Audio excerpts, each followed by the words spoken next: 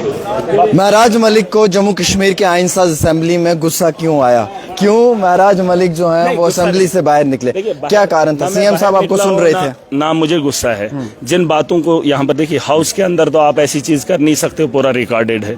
मैंने जो बोला है जिस वक्त जिस कंटेस्ट में बोला है वो भी रिकॉर्ड के अंदर है। अगर किसी को लगता है कि मैंने गलत बोला तो मुझे बता सकते। रीजन क्या था? रीजन कुछ नहीं है। जब सवाल उठे तो उन सवालों के अंदर मेरे डिस्ट्रिक्ट डोडा की बात हो रही थी। जिस डिस्ट्रिक्ट डोडा के अंदर पावर प्रोजेक्ट है, आप भी जानते हैं, यहाँ पर बांध लगाया है, पूरे डिस्ट्रिक्ट डोडा की जमीनों को खत्म किया है, उनके पहाड़ों को खोद खोद के उनके नक्शे बदल दिए हैं।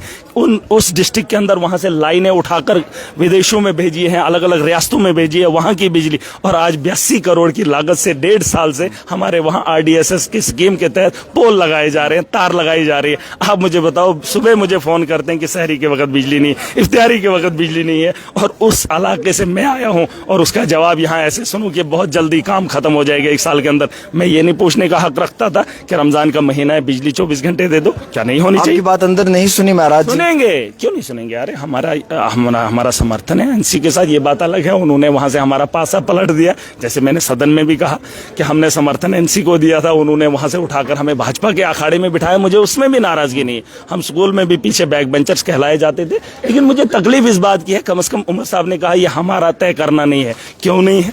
क्या उनको ये नॉलेज नहीं होना चाहिए? 3 दिन से मैं लगातार भाजपा के अखाड़े में बैठकर सुन रहा हूं, मुझे तकलीफ नहीं होती? और आज जब वहां से जवाब सुन रहे थे, मैंने टीज नहीं किया, मैंने बस लोगों के मुद्दों पे सवाल उठाए और उनका हल मांगा। देखिए, मैंने बार बार कहा मेरा समर्थन है सरकार के साथ, मैं सरकार के साथ खड़ा हूं। जहां लोगों के हित में बात नहीं होगी वहां मैं बात करूंगा, और इतना अधिकार मुझे मेरी आवाम ने दिया है। एक सवाल तो ये भी है कि महाराज जी, रमजान का महीना चल रहा है, सारी अफ्तारी में लोगों को बिजली नहीं मिल पा रही। हम मानता हूँ, एक तो बात मैं बोल रहा था, तो बोल रहे आप हंगामा कर रहे, यहाँ बोल रहे हैं पोल कब लगाएंगे 1 साल में। मुझे बिजली अभी चाहिए, फिलहाल बिजली, वही तो मैं कह रहा हूँ।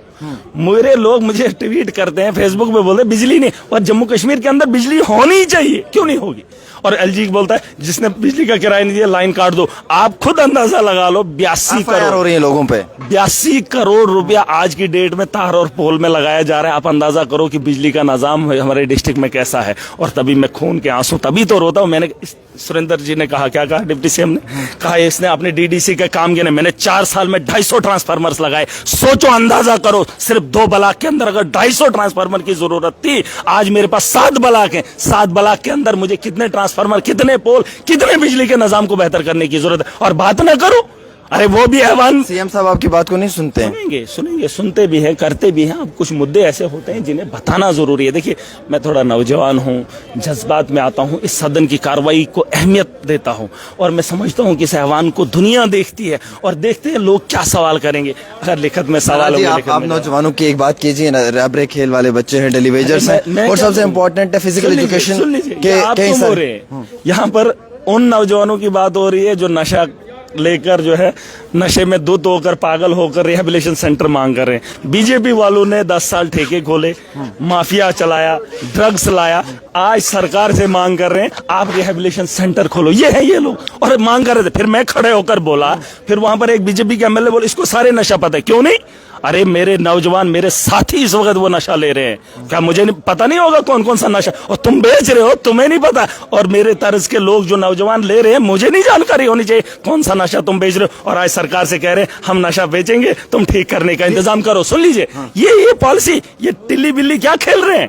ये बिगाड़ेंगे और वो ठीक करेंगे, ये तरीका है। जहां पर इन्होंने शराब के ठेके खोले, वहां पर कभी हॉस्टल खोलने की कोशिश की इन्होंने? कभी हॉस्टल खोलने की कोशिश की? जाओ देखो, इस वक्त भी हॉस्टल के अंदर डॉक्टर नहीं मिलेंगे। लेकिन शराब के ठेके इन्होंने जगह जगह खोल दिए। इनको नंगा करूंगा। आज बीजेपी खुद कह रही है कि हमारा जल जीवन फेल है, आज सरकार से मांग कर रहे हैं इसकी इंक्वायरी करो। अरे 10 साल तुम्हारे थे LG के दौर में, हमने कई बार कहा जल जीवन के अंदर धांधली है, तब तुमने सवाल नहीं उठाए। आज सदन सरकार से पूछेंगे कि इसमें कार्रवाई होनी चाहिए। अरे माता वैष्णो देवी का जिक्र हुआ, वहां पर जल जीवन के अंदर स्कैम हुआ, आज यहां सरकार को 4 महीने हुए, उस काम को तो 1.5 साल हुआ, तब क्यों नहीं पूछा? आज बीजेपी MLA बन गया और वो पूछ रहा है। यही बातें यही बात है। आप मुझे कह रहे हैं कि मैंने चीफ मिनिस्टर को बोला, मैं वो आदमी नहीं हूं। ये तब बीजेपी का एलजी था तो ये लोग सवाल नहीं कर पाते थे। आज एनसी की सरकार है, आज सरकार को सवाल के कटघरे में ले रहे हैं। मैं वही हूं, मैं सरकार का हिस्सा हूं, लेकिन वक्तन फौक्तन इन्हें याद दिलाऊंगा और इनको सवालों के जवाब देने पड़ेंगे। मैं भाजपा नहीं। सब कह रहे हैं स्टेट के बिना काम नहीं चलेगा, स्टेट होगी तो ही काम होंगे, अदरवाइज काम नहीं होंगे। स्टेट के लिए हमने बहुत पहले बोला है, या तो बीजेपी अपना वादा माने। मोदी तो मन की बात सुनता है, किस किस की बात सुनता है, तो उसने तो अपने दिल की बात बोली है कि मैं जम्मू कश्मीर को स्टेट दूंगा। मोदी जी को इस बात को समझना चाहिए और बीजेपी के एमएलएज भी मानते हैं, उनको अब खुलकर आना चाहिए, बोलना चाहिए स्टेट हमारी जरूरत है। और उमर साहब को भी ये बात करनी चाहिए, बड़े पैमाने पे करनी चाहिए। और मोदी जी अगर देश के प्रधानमंत्री हैं भी, वैसे मानते भी हैं, और सबसे बड़ी पार्टी को ये वादा कर लेना चाहिए पूरा, ताकि हम लोगों के हित में काम करें।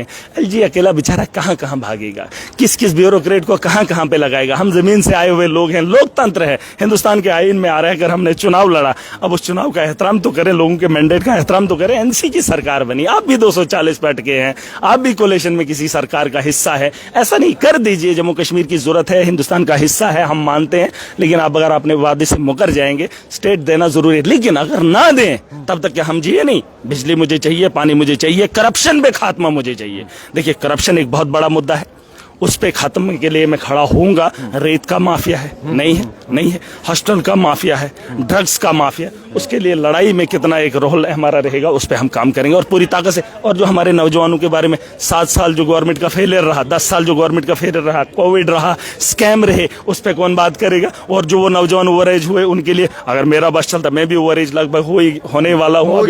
हाँ, मैं हो ही गया। अब मैं फार्म तो लगा नहीं सकता हूँ। मान के चलो अगर मैं पॉलिटिक्स में नहीं होता, फॉर्म लगा रहा, MA BEd हूँ, इन लोगों को लगता है पागल है। अरे पढ़ लिख कर आया हूँ, सोच समझ कर आया हूँ, जमीन से उठकर आया हूँ, मेरा इनको पागलपन दिखेगा। ये पैसा, ये सियासतदान नहीं है, ये बिजनेसमैन है। इन्होंने पैसा लगाया है, अब कमाना है। मेरे पास वो नहीं है, मैंने ना कुछ लगाया है ना कुछ खाऊंगा, जो भी है जनता के लिए लगाऊंगा। देख लेना आने वाले कल में जब इतिहास उठाकर पढ़ेंगे लोग, आने वाली नस्लें पढ़ेंगी तो महराज को याद करेंगे। इस दौर के अंदर भी आने वाले वक्त हमें पैसे से मतलब नहीं है, हम बिजनेसमैन नहीं, हम आवाम की बेहतरी के लिए हर मुमकिन कोशिश करेंगे। और मैं चाहता हूं आप भी मुद्दे उठाते रहिए। सीएम साहब आएंगे तो पूछ लीजिए नौजवानों की बेहतरी के बारे में आपने क्या सोचा, पूछ लीजिए आपने उन लोगों के बारे में क्या सोचा जो कैजुअल लेबरर्स हैं, जिन्होंने अपनी जिंदगी दी है, उनके बारे में क्या सोचा। और सरकार को ये बजट, इस बजट में उन लोगों को रखना पड़ेगा, चाहे स्टेटहुड मिले या यूटी में रहें। इस साल जो भी होगा, जिस तरह पे भी होगा, जम्मू कश्मीर की बेहतरी के बारे में मुझे उम्मीद है।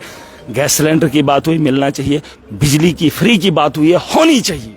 और मैं तो कहता हूं बीजेपी भी समर्थन दे, एनसी भी समर्थन, लोगों को फायदा हो, लोगों को फायदा हो और स्कैम जो है उनके खिलाफ कार्रवाई हो। और यहां पर मैं एक एलजी जी को बताना चाहूंगा, देखिए ऐसा है कि आपने PSA के तहत, PSA ऐसे नौजवानों को लगाते हैं, वो बात करने का मौका ही नहीं देते कि जिसको पॉलिटिकल लीडर से नहीं बनती है, ठोको पर्चा, ठोको अंदर, ठोको PSA के तहत अंदर। और आज उन बच्चों के, उनके परिवार में से कुछ बच्चों ने जो एग्जाम क्वालिफाई किया, उनको जो है उठाकर लटका दिया है। होम मिनिस्टर से जी ये है, होम मिनिस्टर इनके परिवार के वहां लिंक्ड हैं, इनके परिवार में से कोई एक था। अब लोग बदल गए हैं, अब लोगों को पता है हमारी जिंदगी क्या है, हमारी दुनिया क्या है, हमारा मकसद क्या है।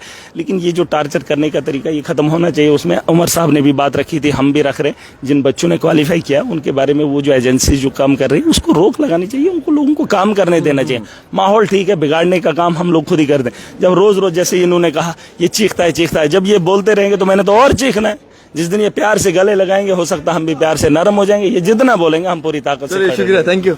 हमारे साथ MLA डोडा महराज मलिक थे और महराज मलिक से हमने इंतहाई तफसील में बातचीत की और इन्होंने सब बातों का जवाब हमें जो वो तफसीलन दिया है। महराज मलिक गुस्सा करके असेंबली से बाहर आए। उमर अब्दुल्ला के आगे कई सारी मांगे रखी गई हैं, जम्मू कश्मीर के नौजवानों के हित की बात की गई है। वजीर आला और जम्मू कश्मीर के जो नायब वजीर आला हैं उनके आगे ये डिमांड रखी गई है कि जम्मू कश्मीर के जो बुनियादी हकूक हैं, जो मुद्दे हैं, उनके ऊपर बातचीत होनी चाहिए। छोटी सी रिपोर्ट आमिर के साथ।